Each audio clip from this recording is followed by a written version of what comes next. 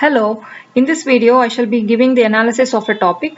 The topic is need for government-private thought partnerships. So we shall discuss about this topic of government-private thought partnerships, and the analysis heading itself speaks something.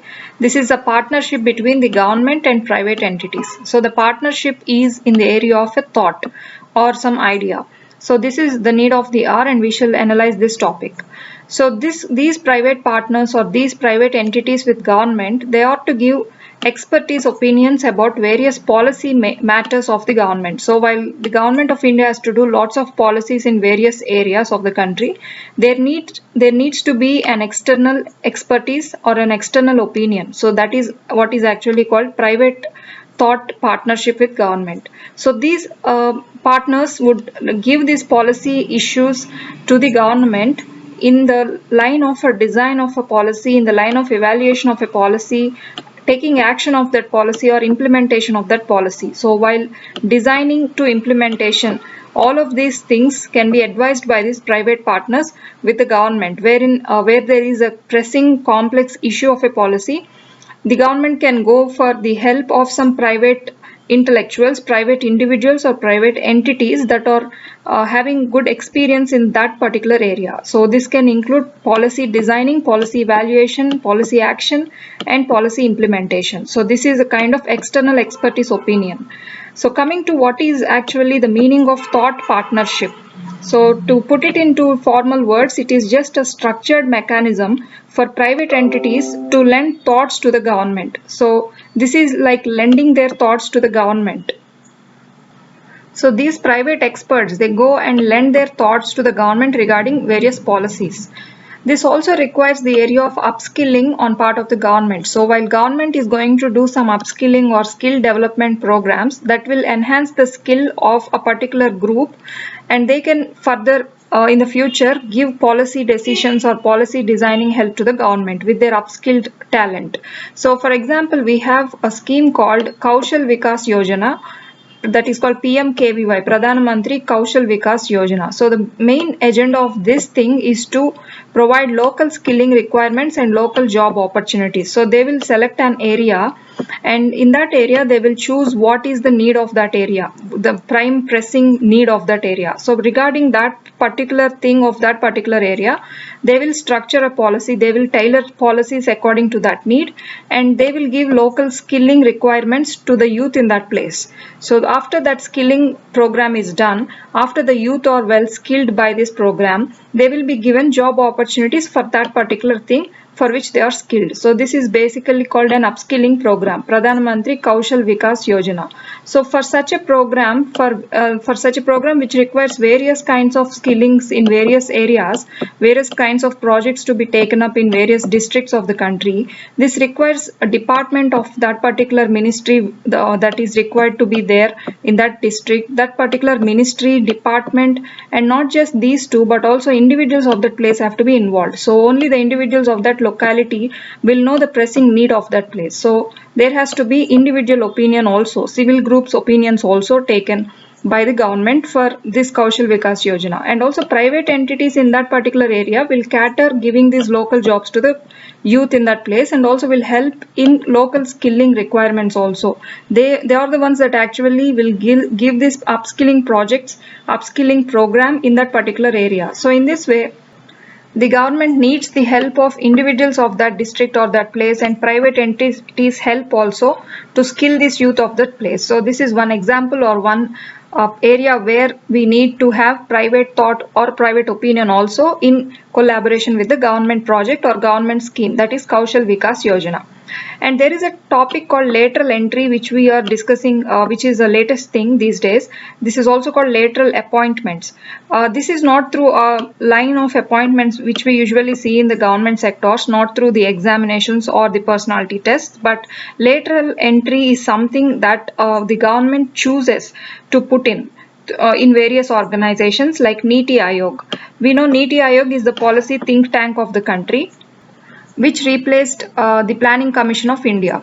So in this NITI Aayog, there is lateral appointment happening, that is new individuals or the choositive individuals are chosen for various jobs to take policy decisions, like in the form of consultants, in the form of officers on special duty, and young professionals are also recruited in NITI Aayog for this end to help the bureaucrats in NITI Aayog or to help the policy makers of the government with their thoughts or with their ideas. So through these areas of cadres, they are given this program called lateral appointment program in NITI Aayog.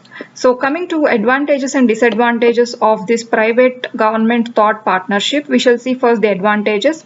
So this will support bureaucracy. So this is an extra helping hand to the present bureaucratic people.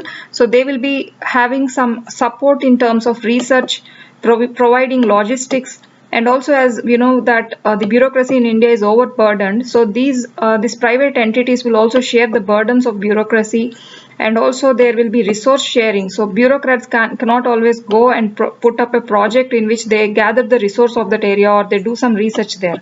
They do not do these things. So that can be given to these private entities to do. So thereby they can bring up policy decisions based on the research and resource of that area. Coming to this providing capacity, we know that India is in a huge lack of capacity.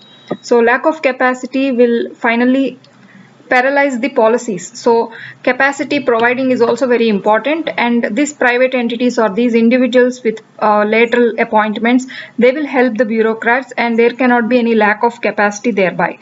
And coming to disadvantages in this particular thing, there is no definitive way in which this must work. So when the government faces some challenges, it will recruit these people, these private entities, but there is no definitive way how they enter, how they get into the policy. And it is also episodic in nature, it is not continuous in nature. So these private entities are not continuously attested to a particular department or ministry, but they work in episodes for short-term periods of time.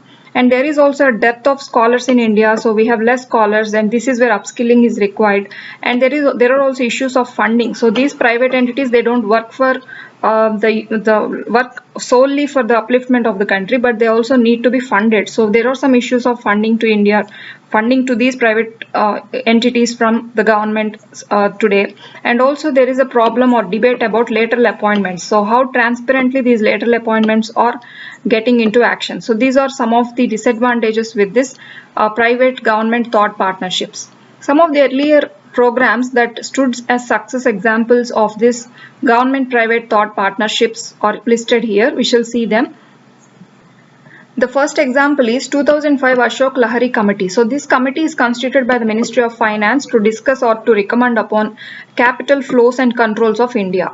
So this committee has recommended setting up or establishing a policy called National Institute of Public Finances and Policy Making. So a policy maker institution is set up by the recommendations of Ashok Lahari Committee. So this is done by Department of Economic Affairs. So under this particular department, a private entity is created to advise the Ministry of Finance on this particular topic of capital flows and controls. That is world-class research body by Indian researchers. So this is private and this is Ministry of Finance's government. So this is one example of government-private thought partnership. The next example is in 2015 Vidhi Center for Legal Policy. This is private entity. So this and Ministry of Corporate Affairs. This is the government ministry. So both of them came into collaboration under a committee called Companies Law Committee to discuss and make policies in the areas of insolvency, penalties, capital raising and transactions. So this is one partnership to this end. Some of the other examples are Department of Economic Affairs came into collaboration with National Institute of Financial Management to discuss about Securities and Exchange Board of India. And the next example is Ministry of Skill Development and Entrepreneurship came into Dalberg Global Development Advisors and Samagra Transforming Governance, these two companies of private entities, to work towards Vision 2025. So these are some of the examples. So finally we can say that external expertise is the need of the hour for pressing policy challenges the country faces today. So this is some need of the country today to have government-private thought partnership. So this is the analysis for today, and thank you.